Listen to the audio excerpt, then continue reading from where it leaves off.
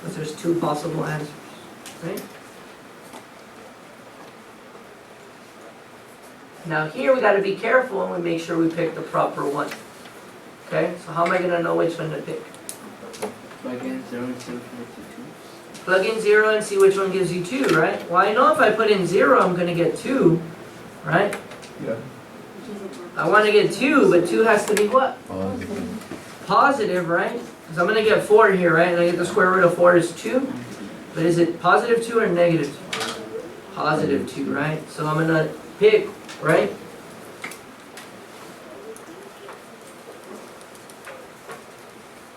Pick the correct sign using the point 0, 2. So y is what here? Positive, so we know the answer has to be y equals the square root of 1/3 x to the third plus x squared plus. Okay?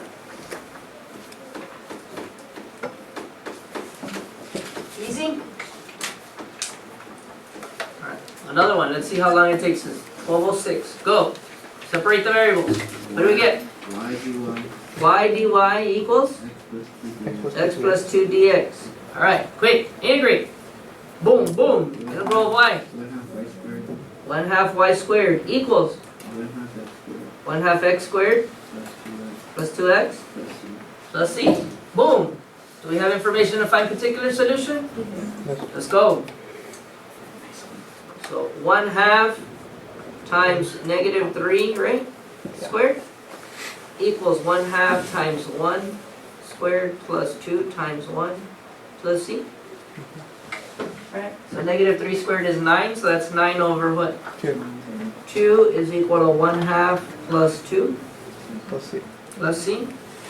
What's 2 plus half? 2.5? 5. Which is 5 over 2, right?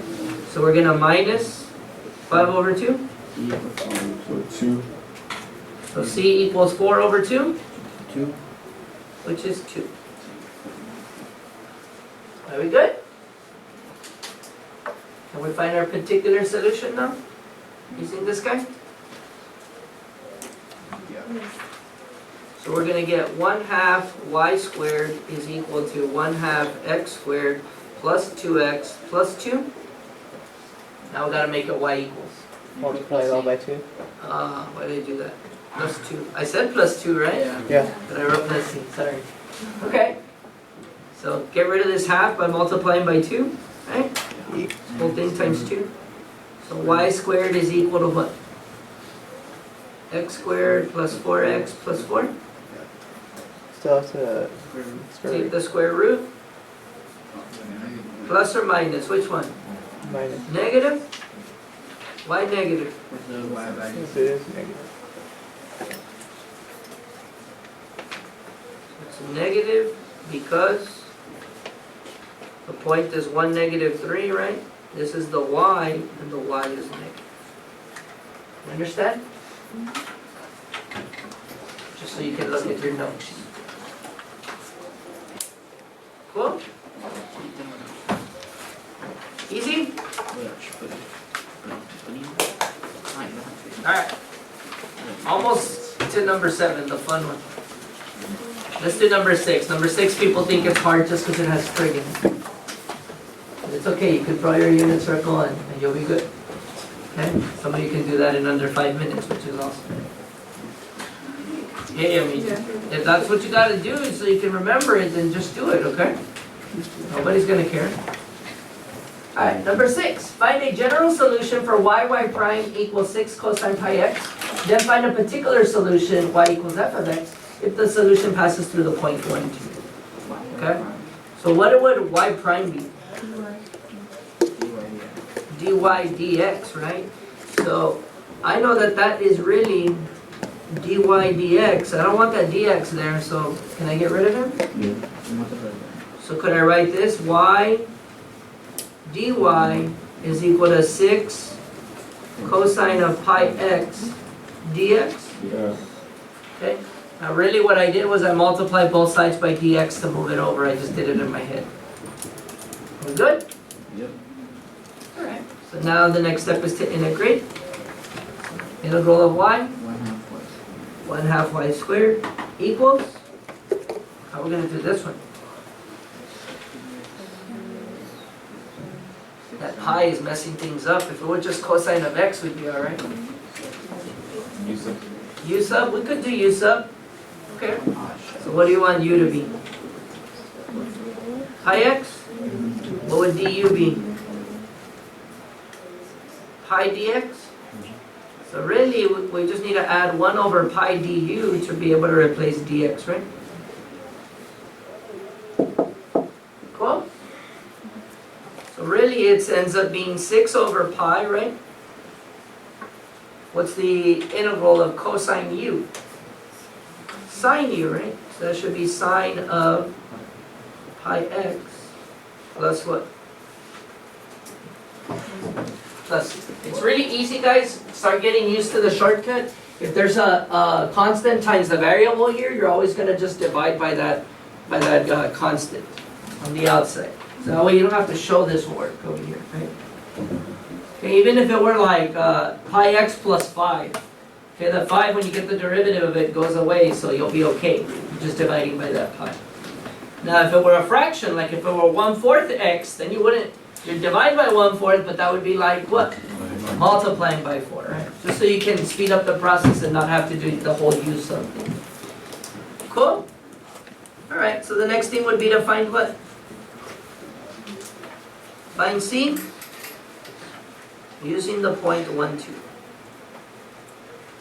So we're going to get 1/2 times 2 squared is equal to 6 over pi times sine of pi, because it's pi times 1, plus what's sine at pi? What's the y value at pi? 0, right? Times this is 0. So then we know C is equal to what? That's 4 divided by 2. 2 again? Interesting. Okay. So let's find our particular solution. We get 1/2 y squared is equal to 6 over pi sine of pi x plus what? 2. Multiply by 2. We get y squared is equal to 12 over pi sine of pi x, right? Plus 4. And then take the square root. And which one is it going to be, the positive or the negative? Positive? How do I know it's positive? Because the y value over here on this point is positive, right? So we'd get the square root of 12 over pi sine of pi x. Positive because 1, 2,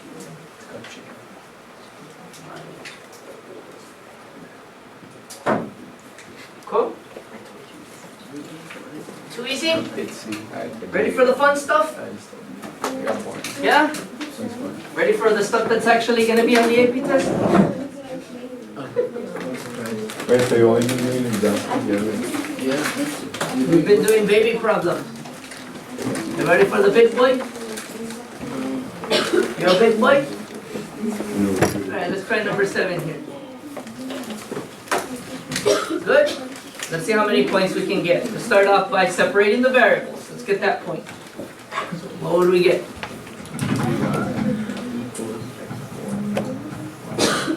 Could multiply by dx, right? And then? Okay, so I get 1 over y minus 4 dy is equal to x to the 4th dx. Let's guarantee those points that we can get. Every point counts. Good? Second step is to actually what? Integrate. Integrate this guy, integrate this guy. So what would be the integral of 1 over y minus 4? And then, this would be like u, right? And what would the derivative of that be? If this is u, we need du, right? So what's du? 1, right? 1 dy. Do I have 1 in dy there? Yeah, I have the license to integrate, right? So I can use that shortcut. So I can think of this as just 1 over u, because I'm not going to have any extra stuff. I'm not gonna have to multiply or divide by anything. Now, if there was a number there, like a 5y, then I would have to, divide by that 5, right? So I would have to add something on the outside. You got me? Okay, here I don't because it's just the 1. So here I know that I'm going to have ln of the absolute value of y minus 4 is equal to, what do I get on this side? 1/5 x to the 5th? Yes. Are we looking for a specific solution? Yeah. Yes, this is the general one, so we need to find C. So find C using, what's the point? 0, 0, 0. 0. Alright. So ln, the absolute value of 0 minus 4, is equal to 1/5, 0 to the 5th, plus C. That goes away. We get ln of what? Ln of just 4, right? After we get the absolute value of it? And that's what C is going to do. So far, so good? Yeah? Alright. So, let's plug it in. So now we need the particular solution, right? We need to make it y equals, yeah. So we got ln absolute value of y minus 4, right? Equals 1/5 x to the 5 plus ln of 4. That's where we give up and we just. That's where you give up, that's where you stop and say, I got 3 points, I'm good, or 4. Thank you. No, you don't stop there, you keep going. Keep going. E to that equals We y. gotta keep going, right? So, we got ln of an argument, I need to get this stuff out of that ln so I could solve for it. Equals y. So, whenever that happens, all you have to do is write it in the other form. So if this is in log form, write it in exponential form, E to the 1. okay? So what is the base of that ln? E, okay? All you gotta do is rewrite it in the other form. So we would say E to all this stuff over here Equals y. equals this absolute value of y minus 4. So I'm gonna leave the absolute value of y minus 4 on the left, and I'm gonna put this on this side. E to the 1/5 x to the 5 plus ln of 4. We can simplify this a little bit. When is it that I add exponents? Space. When you're multiplying two things with the same base, right? So technically for this guy here, could I say that this is happening? E to the 1/5 x to the 5 times e to the ln of 4. Could we say that that's happening? That those two things are equivalent? Yes. Yeah? So e to the ln of 4 we know is just what? 4.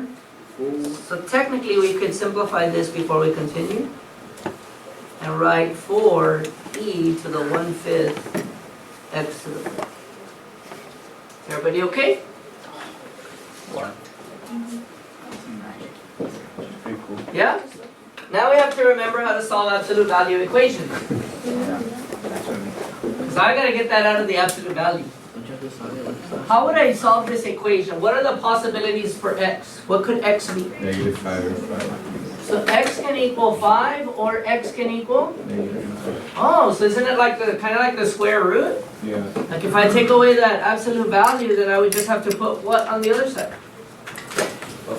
Plus or minus, and then figure out later which of the two it is.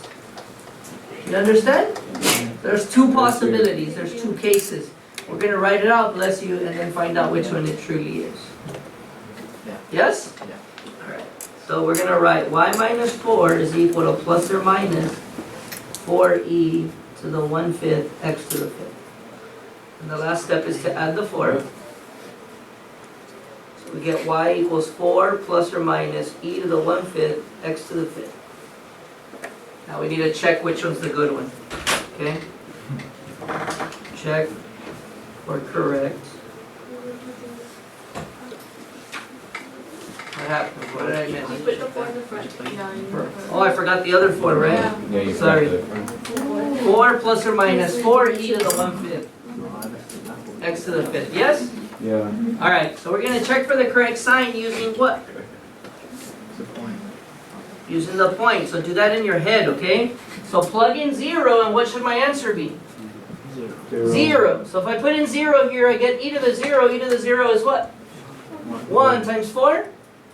4. Now I want to end up with a y of 0. So is it 4 plus 4 or 4 minus 4? -4. There you go. Okay. So the correct answer, or the correct proper particular solution should be 4 minus 4e to the 1/5 x to the 5th. Pretty cool, right? That's exactly how it'll be on the AP test. They're not gonna give you those other baby ones that we did earlier. Okay, so you're gonna have to step it up. So try this one on your own while I talk to Mr. Garza.